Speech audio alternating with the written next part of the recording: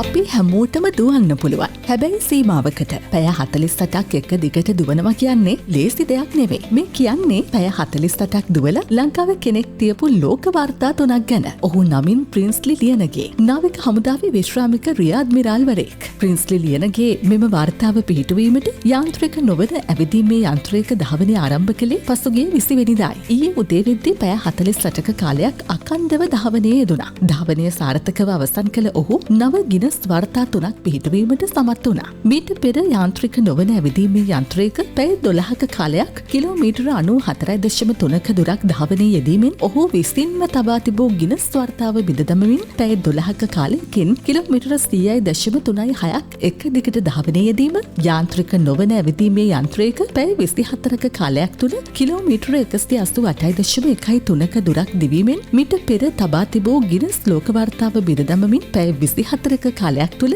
Kilometre 190.55ක් ධාවනයේ යෙදීම සහ පැය 48ක කාලයක් තුළ කිලෝමීටර 316.4ක දුරක් දිවීම එම ලෝක වාර්තා වනවා. ආරක්ෂක අමාත්‍යාංශයේ උපදෙස් සහ මඟ පෙන්වීම යටතේ නාවික හමුදාව ඒ සඳහා පහසුකම් ලබා දුන්නා.